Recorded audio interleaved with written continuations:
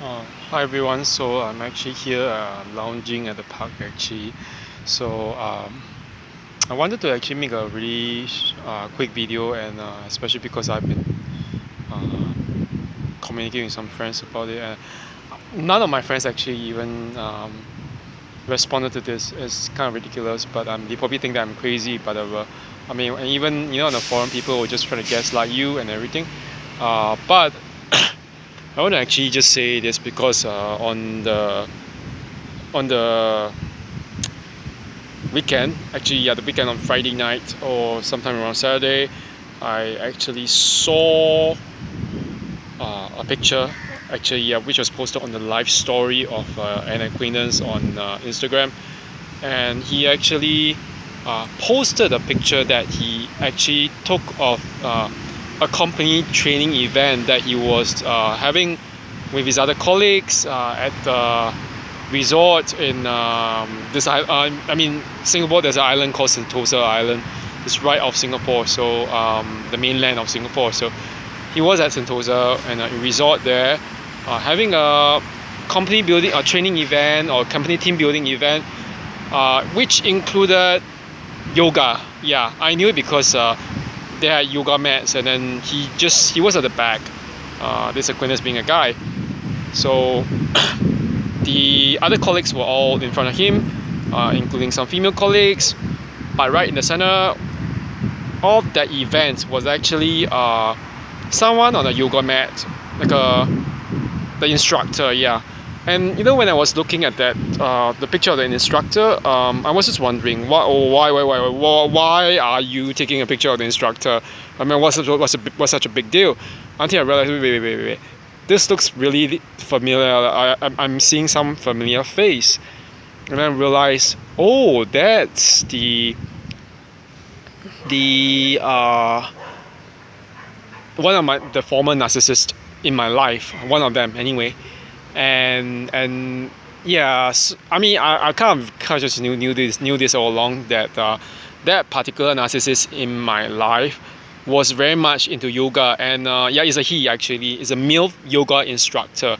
So I'm not very sure what happened, but I didn't get anything about this, what was going on beyond that. It was a yoga session, but I actually have told many people, there's something strange that I've been noticing, because the news always, at least not here in Singapore, but elsewhere in Western communities, or even elsewhere in Southeast Asia, you hear stories about yoga or spiritual communities, yeah, people going to yoga communes, yeah, to try to practice yoga, and right in those communes or those communities, the yoga instructor turns out to be a sexual predator, and yeah, he's using the yoga as a chance to actually prey upon the female victims, and sometimes, if not female victims, male victims as well. So the close link between yoga, spiritual narcissism, or even sexual narcissism seems to be quite pronounced in these cases. And okay, one thing about that particular former narcissist in my life, okay, that person is a sexual predator. So I'll tell you very honestly that I believe that there's a very close link between yoga practice, yeah, spiritual yoga practice, and narcissism, especially Magnolian narcissism, because that former narcissist was actually a Magnolian narcissist. Yeah, I guess that with that acquaintance, he was wondering, oh, why is there such a like a tall, big, like a muscular yoga instructor who's male down there.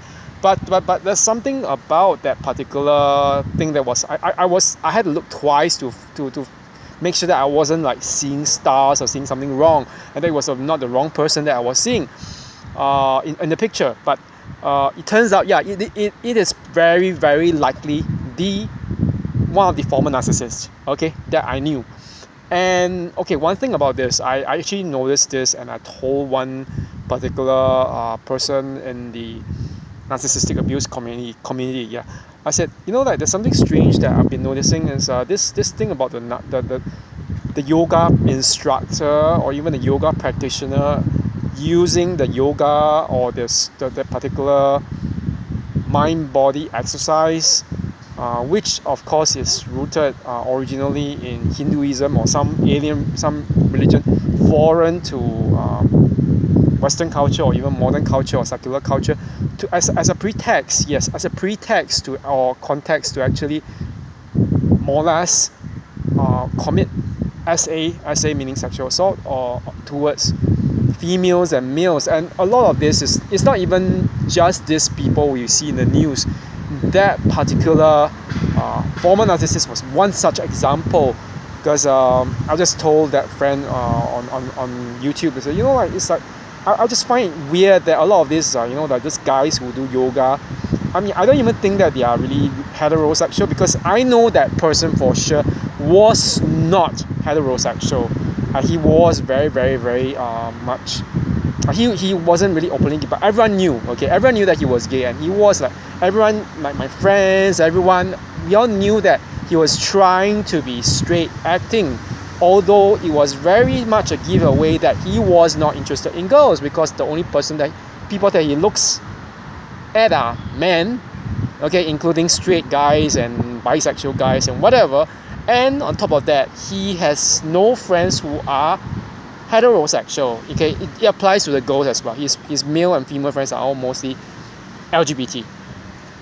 And yeah, so which is kind of like it makes you wonder, what is that cause of that connection between yoga practice, whether you're like a yogi or a lay practitioner, and then the link between yoga practice and sexual predation, sexually predatory behavior and narcissism.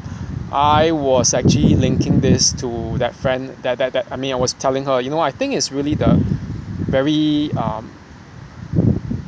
feminine or gender bending Jezebel spirit linked to Kundalini yoga. As I mean, there's one kind of yoga, it's called Kundalini. Okay, I don't really know much about yoga myself. I've done a few yoga sessions myself, but I just realized that, as a person who came from the background of strength training, I must admit, I'm not very flexible.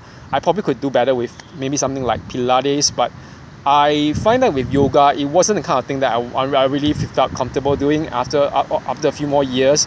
And there's something about this, the whole thing. I call it the feminine Kundalini Jezebel spirit underlying it, because, okay, one thing, I mean, although yoga has been very secularized over the years, I think that is largely a very commercialized move to bring it into the mainstream. And it doesn't mean that it's not actually spiritual. There's still a very strong spiritual link. And I believe that in the case of that particular narcissist, I mean, some people will just claim, on the forums, no, it's just that particular narcissist inside the group, blah, blah, blah, blah. Maybe if it changes, it's a different thing. No. There's a very high incidence. Okay, there's a high incidence of all this correlation between yoga practice and sexual predation, which makes you wonder what is going on.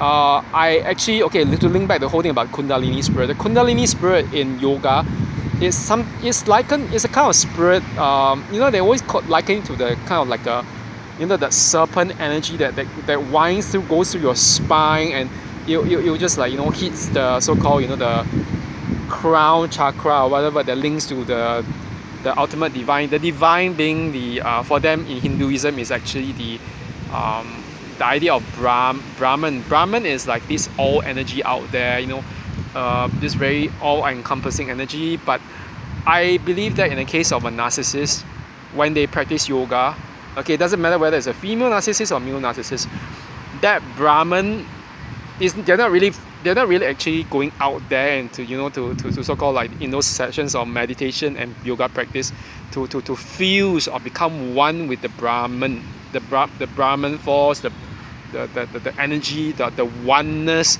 It's not that. They're actually fusing with something else. For me, I think that it is the false self, FALSE, the false self that they created. Okay, that false self being the false self of Satan himself, or Lucifer, who pretends to be an angel of light. Okay, I really believe that. I'm not saying that all yoga practitioners are doing that. No, I don't mean that. But I believe that when a narcissist practices yoga, especially a male narcissist, they are fusing with the Kundalini spirit. Okay, a Kundalini spirit, that one which is not actually rooted.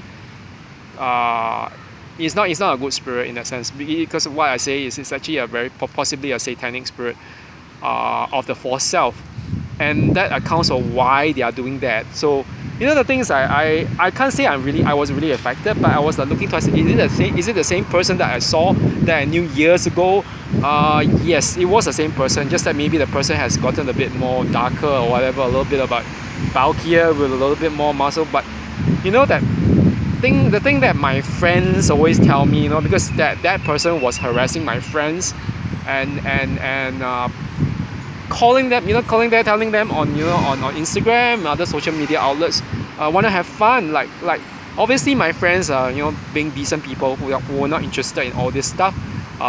They would just block that person, but it looks like like years from those days when you have been like emotionally abused by the person, all the way like into now, like 2021, 2022. The idea that the very fact that that person still went ahead to actually find other people and to find other potential prey, and I mean some of these so-called potential prey being my friends, who actually blocked him, and that he was being on the the low down and down low and prowling around, and that he was doing also on the front on the surface he was doing all this yoga practice, being a so-called fitness trainer or whatever. It's cause for alarm, because it makes you realize not only just that there are sexual predators around, but the link between that sexual predation and the so-called spiritual mind-body practice that he or she is doing, okay, which in this case is yoga. It's actually a very close link, okay. So I know that people will not agree with me. Some people will say no, it's nothing to do with that. Maybe it's just a particular person.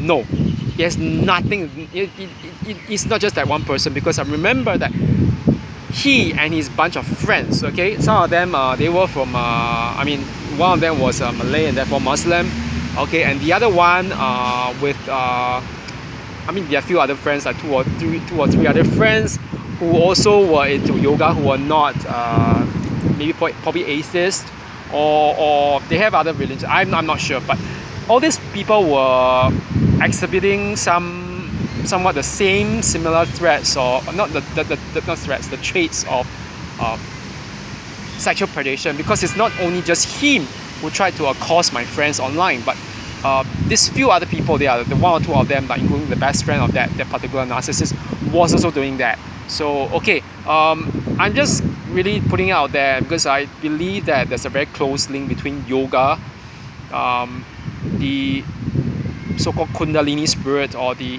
so-called energy that some of these practitioners claim to fuse with, okay, not all, but and then that link between these two, and spiritual and sexual narcissism. So you have to be careful, because there are really a lot of narcissists lurking around everywhere, and they use that as a front, that you mean on the very like surface level, they could be just claiming to teach you exercises to stretch and become fitter and healthier, but actually once you dig beneath the surface, they are doing many other things, such as like sleeping around with their students, or seducing, or using that chance to actually commit commit SA or sexual assault. And yeah, it's not something you want to think about, but it does happen. And I knew that at that point. It was like, oh dear, I have to actually try to distance myself from the Aquinas, at least. I'm not sure that whether he knows that person. I would be, at that one point I was thinking, wow, if this acquaintance of mine is a friend of that particular narcissist, I would have to be very, very worried. But at the same time, that I kind of realized, if it's just a company event or whatever where they engage the services of that person, I shouldn't be showing alarm or anything, because that would be giving away too much of the hint of that, that I was somewhat a victim of that person, and blah blah blah. And I don't need to actually let other people know about my history of narcissistic abuse. I don't need to, okay. So but anyway, that's just it. Okay, so I hope everyone has a good night, and I'll just come back again. I'll make some other videos or whatever. If you have any like kind of like questions about this whole thing, I'll probably just respond to them when you have posted those comments on my or questions on my YouTube. And of course, just be respectful. And one thing is, don't gaslight people or whatever, because some of these narcissistic abuse forums, you might have some people who put their opinions whatever, and the one thing they love to do is to gaslight the people who post, saying that, or maybe if you were not dressed this way.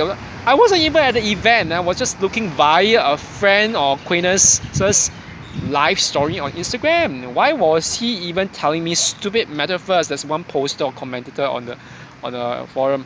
It's ridiculous. I had to actually report his comment because it was very rude.